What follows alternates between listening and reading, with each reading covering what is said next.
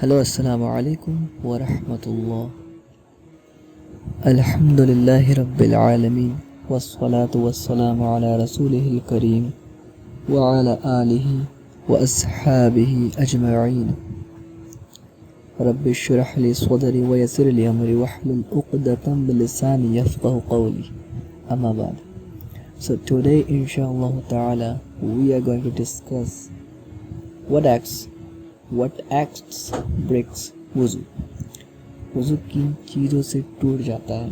इससे पहले अल्लाह के फजल करम से हमने वीडियो अपलोड किया था जो कि नजासत के ऊपर थी, यानी पाकी को हासिल किस तरह से कर सकते हैं या नजस क्या क्या चीज़ें हैं उनके ऊपर, जो हमारा एपिसोड 2 था। उससे पहले हमारा एक वीडियो था जो कि पानी के ऊपर था, इस्लामिक रूलिंग ऑन वाटर, जो कि एपिसोड 1 था।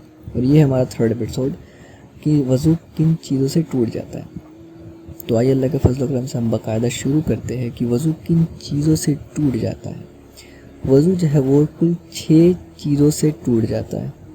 नंबर 1, बदन से पीप या खून का निकल जाए तो वज़ू टूट जाता है। नंबर 2, मनी और मज़ी अगर आए तो वज़ू टूट जाता है। नंबर 3, होश खो देने से वज़ू टूट जाता है। नंबर 4, गैर महरम को छूने से वज़ू टूट जाता है। डायरेक्ट स्किन टू स्किन अगर टच हो, न्यूड हैंड्स अगर आप टच कर दें without any barrier, without any कपड़ा, तो वज़ू टूट जाता है। और नंबर 5 में है उल्टी होने से वज़ू टूट जाता है। नंबर 6 में है कि ऊँट का गोश्त खाने से या एक कौल के मुताबिक कुर्बानी का गोश्त खाने से वज़ू टूट जाता है। इसमें फुक़हा का बहुत सा कौल है, मगर यही मज़हब है इमाम अहमद इब्न हम्बल रहिमहुल्लाह ताला का। अब देखते हैं कि वज़ू किन चीज़ों के लिए शर्त है। वज़ू जो है वो टोटल 4 चीज़ों के लिए शर्त है।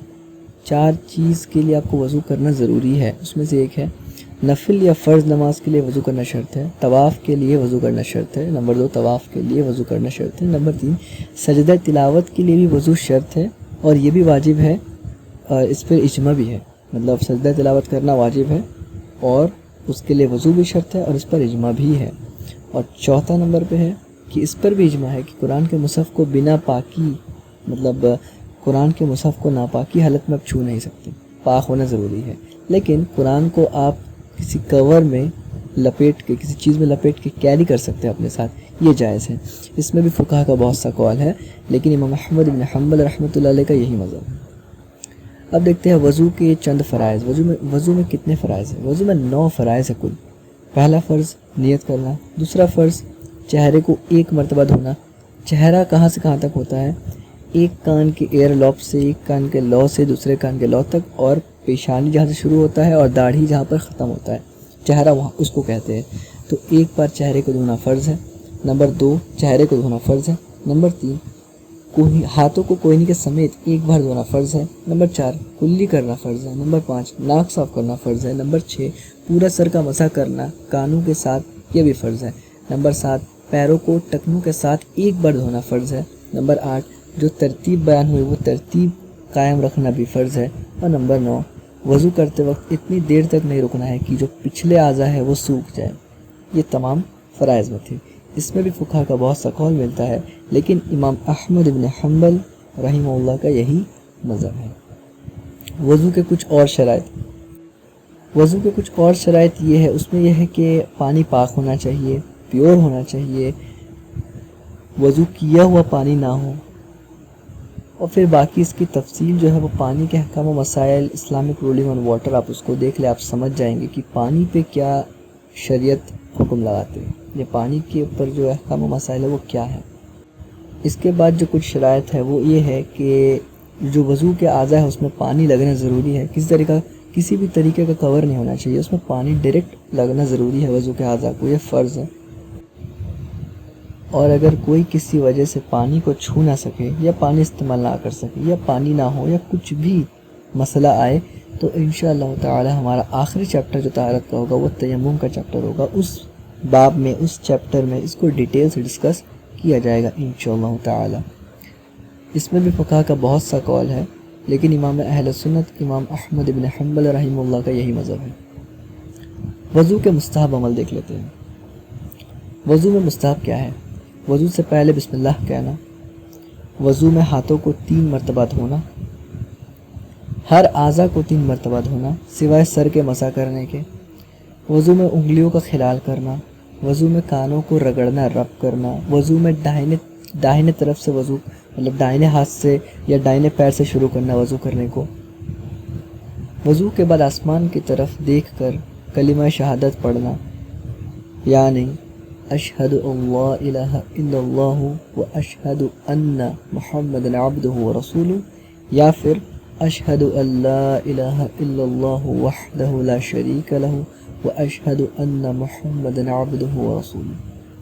اس پر بھی فقہا کا بہت سا قول ہے، لیکن امام اہل سنت امام احمد بن حنبل کا یہی مذہب ہے۔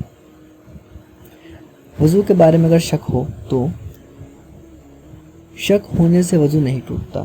اگر کوئی انسان وضو کر رہا ہے اور وہ بھول جائے کہ اس نے کوئی اعضا دھویا یا نہیں، جیسے کہ سر کا مسح اس نے کیا ہے یا نہیں کیا، تو اس میں وہ شک میں نہ پڑے اور واپس سے اس اعضا کو دھو لے یا سر کا مسح کر لے اور پھر باقی وضو کر لے۔ لیکن اگر وضو کرنے کے بعد اس کو شک ہوتا ہے کہ میں نے کوئی اعضا چھوڑ دیا ہے تو پھر وضو نہیں ہوگا، کیونکہ شک میں عبادت نہیں ہوتی۔ اس میں بھی فقہا کا بہت سا قول ہے، لیکن امام اہل سنت امام احمد بن حنبل رحمۃ اللہ علیہ کا یہی مذہب ہے۔ تو وضو میں یہی چند چیزیں تھیں جو ہم نے بالکل مختصر سا وقت میں دیکھ لیا۔ ایک بار اس کو ریویژن کر لیتے ہیں کہ انشاءاللہ ہم نے وضو کے ٹاپک میں وضو کے چیپٹر میں کیا کیا دیکھا ہے۔ ہم نے دیکھا کہ وضو کن چیزوں سے ٹوٹتا ہے، اس میں ہم نے 6 چیزوں کو دیکھا۔ اس کے بعد ہم نے دیکھا کہ وضو کے لیے مطلب کس چیز کے لیے وضو شرط ہے، اس میں ہم نے 4 چیزوں کو پڑھا۔ اس کے بعد ہم نے دیکھا کہ وضو کے فرائض کیا ہے، اس میں ہم نے 9 چیزوں کو دیکھا۔ پھر ہم نے دیکھا کہ وضو کے کچھ اور چند مزید شرائط، اور پھر اس کے بعد ہم نے دیکھا کہ وضو کے مستحب عمل کیا ہے۔ پھر اس کے بعد ہم نے دیکھا کہ وضو کے بارے میں شک ہو یا پھر اس سے مزید کچھ اور باتیں جو وضو سے ریلیٹڈ ہو اس کو دیکھا۔ تو اسی کے ساتھ ہمارا وضو کا جو چھوٹا سا ایک ٹاپک تھا وہ کلیئر ہو جاتا ہے اللہ کے فضل و کرم سے الحمدللہ۔ اس کے بعد ہمارا نیکسٹ ٹاپک ہوگا انشاءاللہ تعالی غسل، اسلامک رولنگ آن غسل، غسل کے مسائل، غسل کے احکام و مسائل یا غسل کا مسئلہ حنبلی مذہب میں۔ اللہ رب العزت سے یہ دعا ہے کہ جو بات میں نے کہی ہے وہ آپ سب کو سمجھ میں بھی آئے، اور آپ سب جب اس کو سمجھ لیں تو دوسروں تک بھی پہنچا دیں۔ وآخر دعوانا الحمدللہ رب العالمین، سبحان ربک رب العزت عما یصفون وسلام علی المرسلین والحمدللہ رب العالمین۔